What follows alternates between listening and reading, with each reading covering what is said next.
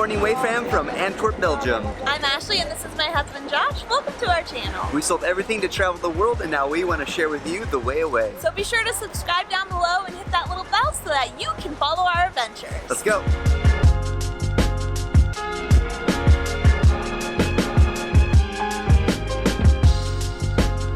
All right, first things first, the wind is blowing everywhere and we're having a fun time here in Antwerp. We just spent like 30 minutes trying to get through the city, going left to right. Everything was closed down. One-ways. Oh my gosh, Yeah. But we found parking and we are going to the world's smallest waffle shop. Starting the day out right with Belgium waffles. I can't wait.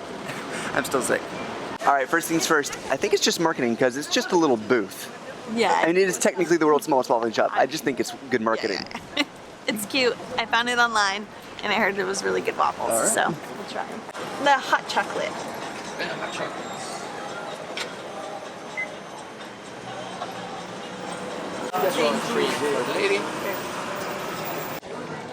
Alright, so I learned that this is a Liège waffle. When they bake them, they use a thicker waffle dough, so they're more dense. Yeah. And the outside has this sugar glaze that caramelizes when they heat it up. It looks really delicious. This might be a finger food. Do it, do it.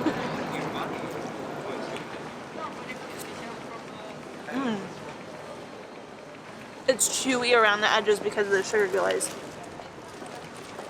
It's really delicious. Yum. It's Good way dense. to start the morning. Yeah, perfect way to start the morning.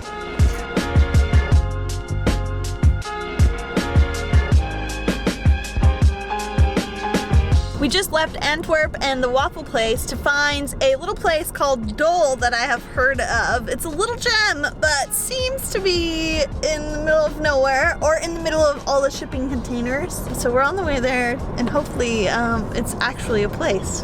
But it is in the middle of nowhere and would be a gem if we can actually find it. In 200 meters, turn right. Ooh. So the deal with Doel is, it was a town, and it's been a town for about 700 years or so. And then, Antwerp started growing a lot. And this whole area turned into a port. But Doel, the residents of Doel, refused to leave. And so, for the last, what, 30, 40 years now, people have been hanging on to Doel, trying to save it, because they lived here. So as you can see, the town of Doel is becoming increasingly surrounded by industrial complexes. There's a shipping port here, a cooling station for nuclear power. I mean, this is nuts. Eventually, the government succeeded in pushing through a vote to have the place torn down. There's still only 25 people who actually live here, but it's slated to be completely destroyed by 2020. Now, during that time, a group of artists decided, you know what, let's try and save the city too. And so they put together like a movement to turn it into like a street art gallery. And well, there's a lot of street art here, but it didn't succeed in saving the town.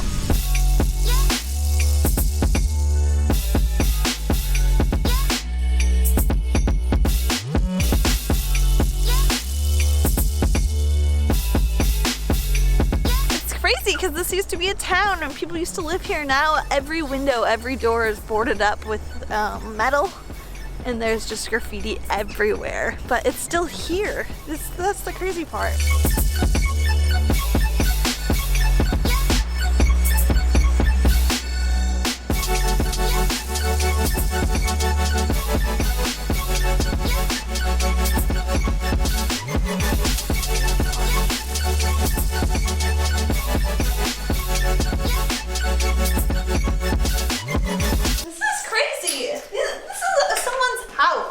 Was someone's house. And like 20 years ago, max. Yeah, and we can walk through their yard. Like they have little mazes in the backyards. And it's just all grown over. Like look at these plants coming out of the ceiling.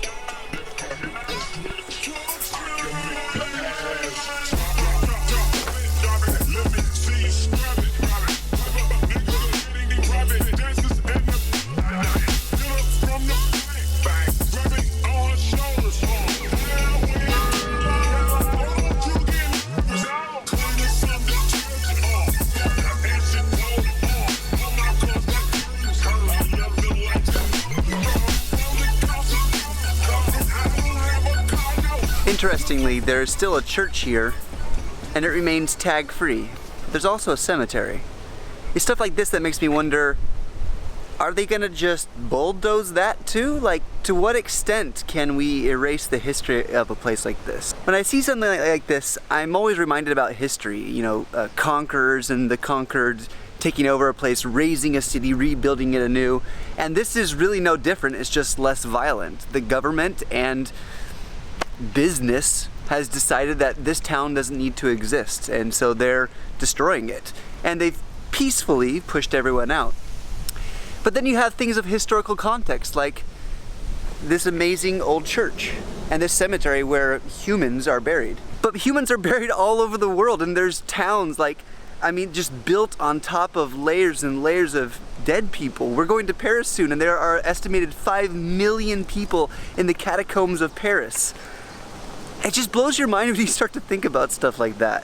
I find it so interesting, and I don't know how I feel about it. This must be one of the few residents' homes still left. It's not graffitied up. It's looking nice. Huh.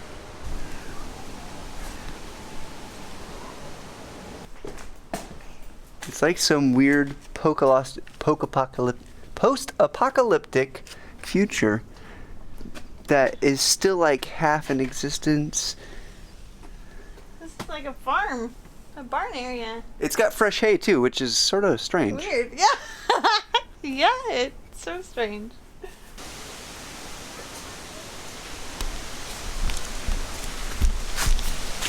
What I find particularly interesting about that person's yard is there aren't signs of them giving up and leaving. They got a wheelbarrow out there. They're doing yard work. They're keeping the place looking nice.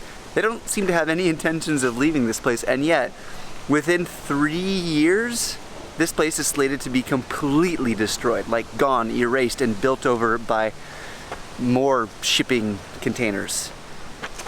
That's so weird.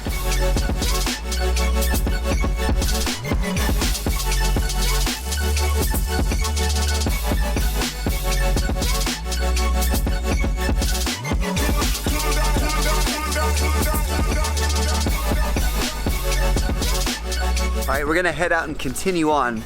But don't worry, there'll be plenty of Instagrams, I'm sure. If you check the link in the description down below, or this little thing that pops up, we got our Instagram there. Make sure to follow us on that as well, and subscribe here if you're not already subscribed. But I'm curious what you guys also think. Leave in the comments below your opinions on sort of the march of progress. Hey, it could be elaborate, just your thoughts. I'm just curious because I still don't know what to think. My opinion, I think I really liked coming here. It was worth the drive out here. It was neat, something to see, and something that's going to be gone in just a few years. 2020, completely demolished, and all we'll have left is this video. So you guys only have a few more years to get your butts out here and come and visit. Next, I think we're going to go to a castle. So here in Belgium, there are quite a few castles, and we haven't been to one of them yet. So this is our chance.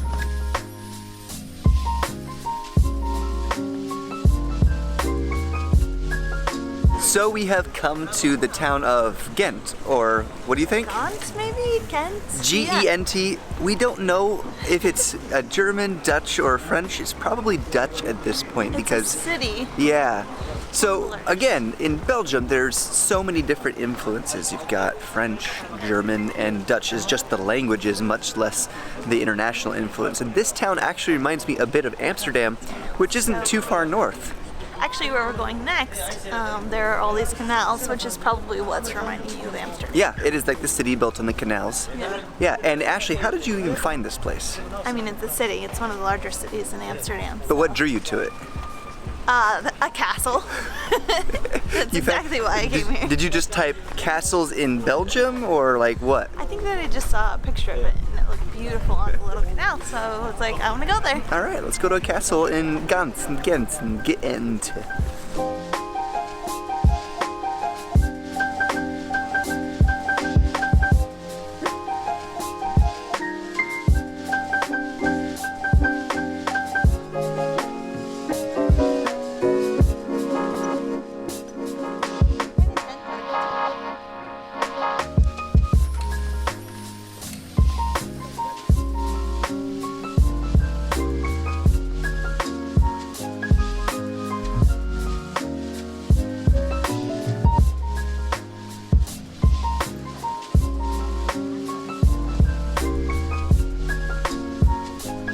So what do you think? So pretty here, I love it. I love all the canals, I love the boats, I love all the tourists just walking around.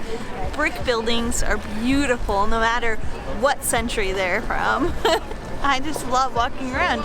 We can see the castle that we're supposed to go to right over there. I don't know what the price is to get there, so get in, so we may or may not go inside, but I just want to see it. As you're walking down the street, you've got all the different smells from the different types of foods that there are. Lots of little shops. You could smell lavender right now. Yeah, I smell the lavender. And it's like a lavender mixed with like a bratwurst smell almost. It's kind of fun. I like it. Flowers too. Look at that. This place is really neat. I'm liking it a lot.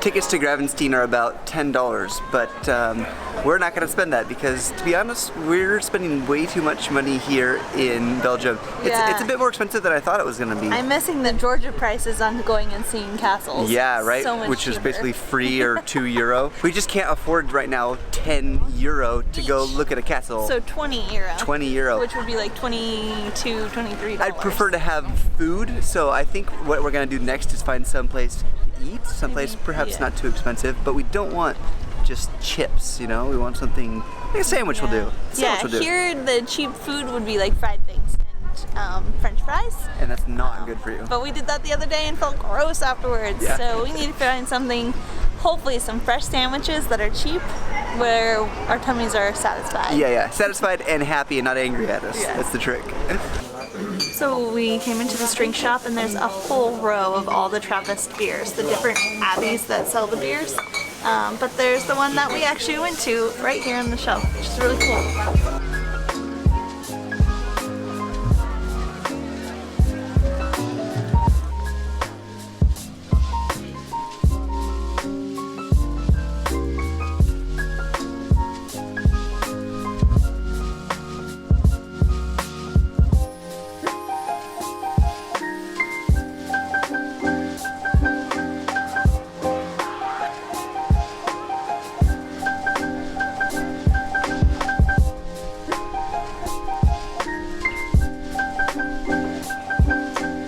Alright, so St. Bavo's Cathedral, that surprised us. That place is really cool, perhaps one of the coolest cathedrals we've been in all of Europe. There's a ton of stuff down in the crypt to check out, and we didn't even know this existed. So look it up, I would definitely recommend coming here. We walked through all the fancy places in town and finally found something we can afford. $3 to $4 for some pasta, for sandwiches, good price. I'm a happy girl. What a stinking cool city! We wish that we had so much time here. Rude. And my honest opinion is if you had the choice between Gent, or Antwerp, I would totally choose this town.